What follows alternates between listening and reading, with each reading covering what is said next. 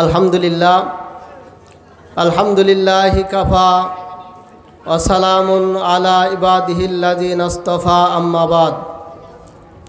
আল্লাহ পাকের দরবারে অসংখ্য শুকর যে আল্লাহ রাব্বুল আলামিন অত্যন্ত মহব্বত করে ভালোবেসে পছন্দ করে আজকের এই পবিত্র রাতে শবে বরাতের রাতে 14ই শাবান, এই 14ই শাবানের রজনীতে আমাদেরকে সিরাতুন নেসা ঈদগাহ ময়দান আসা, ঈদগাহ ময়দানে তাফসিরুল কোরআন মাহফিলে আসার মতো সুযোগ এবং কোরআন ও হাদিস থেকে কিছু কথা বলা এবং শ্রবণ করার মতো তৌফিক আমাকে আপনাদেরকে আল্লাহ রাব্বুল আলামিন এ সুন্দর একটি সুযোগ দান করলেন।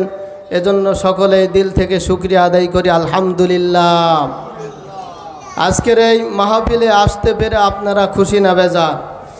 কারা কারা খুশি একটু হাত তুলুন তো। লিল্লাহি তাকবীর, লিল্লাহি তাকবীর, লিল্লাহি তাকবীর। আলহামদুলিল্লাহ, আমরা সকলেই খুশি। মাহফিলে আসলে লাভ না লস? জোরে বলুন, লাভ না লস? অল্প না বেশি? বেশি। যারা মাহফিলে আসবে, আল্লাহ রসুল সাল্লাল্লাহু আলাইহি ওয়াসাল্লাম বলেছেন, মাহফিলে এসে যারা কোরআন ও হাদিসের আলোচনা শ্রবণ করতে থাকবে তাদের সম্পর্কে আল্লাহ রসুল বলেছেন যে তাদের প্রতিটি শ্বাস প্রশ্বাসে আল্লাহ রাব্বুল আলামিনের ফেরেশতারা নেকি লিখতে থাকেন। বলেন সুবহানাল্লাহ। এই জন্য এখনও রাস্তাঘাটে, চায়ের স্টলে, বিভিন্ন দোকানপাটে যারা বসে আছেন, ঘোরাফেরা করছেন, তাদেরকে আমি আহ্বান করে বলবো আপনারা মাহফিলে এসে বসে যান। সম্মানিত উপস্থিতি, আজকে এমন একটি পবিত্র রাত যেটা হচ্ছে নিসফু শাবান বলা হয়, অর্থাৎ আমরা যেটা শবে বরাত বলে পরিচিত। শবে বরাত বললে যেটা আমরা জানি, আসলে আমাদের দেশের মধ্যে এক শ্রেণীর আমাদের ভাইয়েরা রয়েছেন যে তারা এরকম বলা বলি করে যে শবে বরাত বলতে কিচ্ছু নাই। এ কথা কিন্তু একেবারে ঠিক না। জোরে বলুন, কথা ঠিক কি না? এ কথাটা ভুল। শবে বরাত আছে, তবে কোরআন শরীফের মধ্যে শবে বরাত শব্দ নাই। শবে বরাত শব্দ হচ্ছে ফার্সি শব্দ। জোরে বলুন, কি শব্দ? ফার্সি শব্দ। আপনারা আমার কথার জবাব দিবেন, কোরআন শরীফের ভাষা কি? আরবি। কোরআন শরীফের ভাষা আরবি। সৌদি আরবের ভাষা আরবি। আমাদের প্রিয় নবীর ভাষা আরবি। কবরের ভাষা হবে আরবি। জান্নাতীদের ভাষা হবে আরবি। কোরআন শরীফ হচ্ছে আরবি ভাষা। তো আরবি ভাষা, শবে বরাত হচ্ছে ফার্সি শব্দ।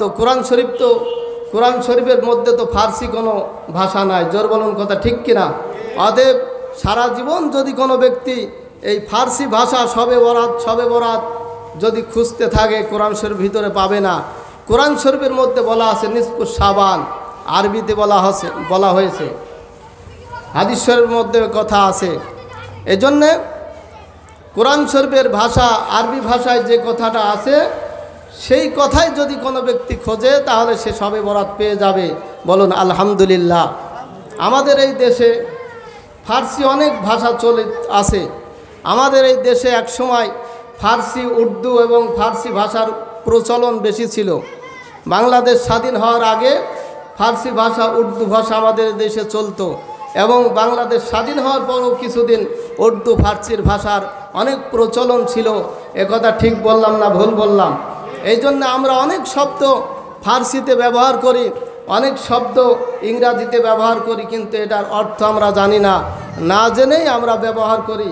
যেমন পীর শব্দ, আমাদের দেশের মধ্যে সমাজে পীর কথাটা চলিত আছে। এই পীর কিন্তু ফার্সি শব্দ। আরবিতে বলা হয় অলাং তাজিদ আলাহু আলিয়াম মুর্শিদা। আরবিতে পীরদেরকে বলা হয় মুর্শিদ। মুর্শিদ নামে যদি কোনো ব্যক্তি কোরআন শরীফের ভিতরে খোঁজে তাহলে পীরও পেয়ে যাবে। মুর্শিদ আছে আরবিতে, কোরআন শরীফের মধ্যে বলেন সুবহানাল্লাহ। তো আরবিতে পীরকে বলা হয় মুর্শিদ, ফার্সিতে বলা হয় পীর। আর যেমন আমরা নামাজ পড়ি, এই নামাজ কিন্তু ফার্সি শব্দ। কি শব্দ? ফার্সি শব্দ, কিন্তু এই নামাজের আরবি শব্দ হচ্ছে সলাত। জোর বলুন কি শব্দ? সলাত। এখন আমরা যে ভাতের সাথে যেটা খাই এটা কিন্তু সালাত। যদি কোনো ব্যক্তি বাংলা শব্দের সঙ্গে মিল করে বলে সালাত, তাহলে ভাতের সঙ্গে যেটা খাই, গোশতের সঙ্গে যেটা খাই, সেটার নাম হচ্ছে সালাত। আর আমরা যেটা নামাজ পড়ি এটার নাম হচ্ছে সলাত। জোর বলুন সুবহানাল্লাহ। তাহলে আরবিতে সলাত আর ফার্সিতে নামাজ। তারপরে রোজা, এই রোজার নাম কিন্তু, এই রোজা কিন্তু আরবি না। আরবিতে রোজার নাম আছে সওম। রোজার নাম কি? সওম। এবং হাদিস শরীফের মধ্যে আসছে আস-সাওমু লি ওয়া আনা আজজি বিহি। রোজা আরবিতে বলা হয় সওম। আর রোজা হচ্ছে ফার্সি শব্দ। জোরে বলেন মারহাবা। যেমন ইংরেজিতে পীরকে বলা হয়, আপনার শিক্ষককে বলা হয় টিচার, বাংলায় বলা হয় মুরব্বী বা গুরুজন বা উস্তাদ। জোর বলুন কথা ঠিক কিনা? এই যে আমরা চেয়ারে বসছি, এই চেয়ারটা কিন্তু ইংরেজি ভাষা। কি ভাষা? ইংরাজি ভাষা। এই চেয়ার আমরা শিক্ষিত অশিক্ষিত সকলেই আমরা জানি এইটার নাম চেয়ার। কারণ আমাদের এই ইংরাজি ভাষা হচ্ছে আন্তর্জাতিক ভাষা। এই ভাষার সাথে অনেকেই জড়িত। এই জন্য চেয়ার আমাদের দেশে চলিত আছে। এর বাংলা নাম হচ্ছে কেদারা। এই চেয়ারের বাংলা নাম কি? কথা বলুন। বাংলা নাম কেদারা, ইংরেজিতে বলা হয় চেয়ার, আর আরবিতে বলা হয় কুরসি। জোরে বলুন আরবিতে এই চেয়ারের নাম কি? কুরসি। এই জন্যে সম্মানিত উপস্থিত, অনেক কথা বললে এইভাবে বলা যাবে, তবে শবে বরাত নিয়ে যেহেতু কথা আমি বলছি, শবে বরাত এটা হচ্ছে ফার্সি শব্দ, আরবিতে আছে। যেইভাবে যেই ভাষায়, সেই ভাষায় যদি কোনো ব্যক্তি কোরআনের মধ্যে খোঁজে তাহলে শবে বরাতও পেয়ে যাবে। হাদিস শরীফের মধ্যে শবে বরাতের কথা আছে। আমি আজকে জুমার নামাজেও আলোচনা করেছি এই বিষয়ের উপরে। যারা আমার পিছনে নামাজ পড়ছেন, ওই মসজিদে যারা গেছেন, তারা হয়তো অনেকেই জানেন আমি এই বিষয়ের উপরে আজকে আলোচনা করেছি। এখানে কি কেউ আছেন যে আমার ওই মসজিদে জুমার নামাজ আজকে পড়ছেন? দু একজন আছেন নাকি? যারা ওখানে নামাজ পড়ছেন তারা হয়তো জানেন। আমাদের এই দেশে ইসলামকে মানে বাদ দিতে দিতে আমি অনেক সময় বলি ইসলামটাকে 3 কোয়ার্টার বানিয়ে ফেলেছে। জোরে বলুন কি বানিয়ে ফেলেছে? 3 কোয়ার্টার। 3 কোয়ার্টার ইসলাম বানিয়ে ফেলেছে। 3 কোয়ার্টার কেন বললাম? এক ছেলে নতুন বিবাহ করছে, নতুন বিবাহ করার পরে শ্বশুর বাড়ির থেকে আগের জামানায় ফুল প্যান্ট আর শার্ট দিত। আপনারা যারা মুরব্বী আছেন তারা জানেন, শ্বশুর বাড়ির থেকে শার্ট আর ফুল প্যান্ট এটা রেওয়াজ ছিল, শ্বশুর বাড়ির থেকে আগে দেওয়া হতো। তো জামাইকে একটা ফুল প্যান্ট আর শার্ট দিয়েছে, আইডিয়ার পাত দিয়েছে, একটু বড় হয়েছে ফুল প্যান্টটা। বাড়িতে আসার পরে স্ত্রীকে বলছে, দেখো গো স্ত্রী, ফুল প্যান্ট একটু বড় হয়েছে, তুমি একটু কেসি দিয়ে কেটে 4 আঙুল কেটে ভাঁজ করে সেলাই করে রেখে দিবা, যেহেতু তোমাদের বাবার বাড়িতে আবার কাল যেতে হবে। জোরে বলুন কথা ঠিক কিনা? তো এটা তুমি কেটে সুন্দর করে আলমারিতে ভাঁজ করে রেখে দিবা। স্বামী তার স্ত্রীকে অর্ডার করেছে। এবার তার মা চিন্তা করতেছে যে নতুন বৌমা, আমার ছেলে বৌমাকে অর্ডার করলো, নতুন মানুষ, না জানি সে সেলাই করতে পারবে কি পারবে না, তার মনে আছে কি না আছে তা জানি না।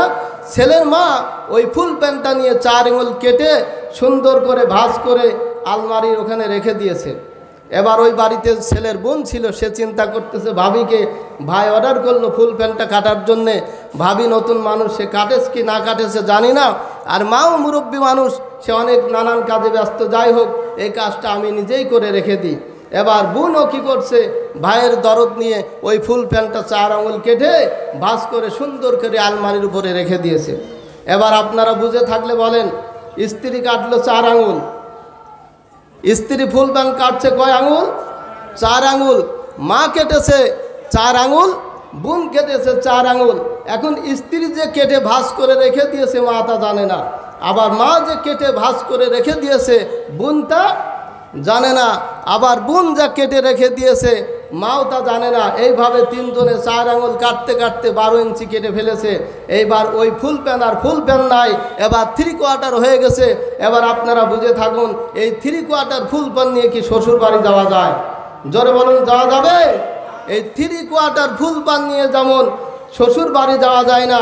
অনেকে আছে আমাদের ভাইয়ের মধ্যে, কেউ কোনো ভাই মোনাজাত নাই, কোনো ভাই বলে শবে বরাত নাই, কোনো ভাই বিলাত বাদ দিয়েছে, কোনো ভাই এরকম রোজা মানে থাকলেও তারাবি বাদ দিয়েছে, কোনো ব্যক্তি মোনাজাত নাই, তারাবি নাই, শবে বরাত নাই, সিন্নি নাই, এটা নাই সেটা নাই, বিভিন্ন রকমের কায়দা কৌশলে বাদ দিতে দিতে ইসলামটাকে ছোট করতে করতে 3/4 বানিয়ে ফেলেছে।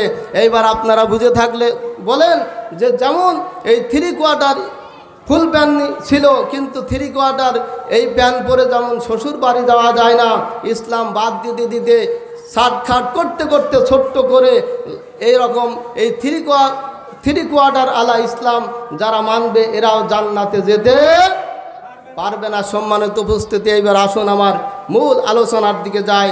যেহেতু আজকে পবিত্র শবে বরাতের রাত, 14 তারিখ দিনগত রাত, এটা অত্যন্ত ফজিলতের রাত। আল্লাহর হাবিব সাল্লাল্লাহু আলাইহি ওয়াসাল্লাম হাদিসের মধ্যে বর্ণনা করেছেন এবং বিভিন্ন তাফসিরের মধ্যে আছে। সোয়াবুল ঈমান এখানে তাফসিরের মধ্যে লেখা হয়েছে। তারপরে তাফসির মাযহারির মধ্যে আমি পড়েছি, তাফসিরে মাযহারির লেখক আল্লামা সানাউল্লাহ পানিপতি রহমতুল্লাহ আলাইহি তিনি লিখেছেন, এই শবে বরাত সম্পর্কে লিখেছেন।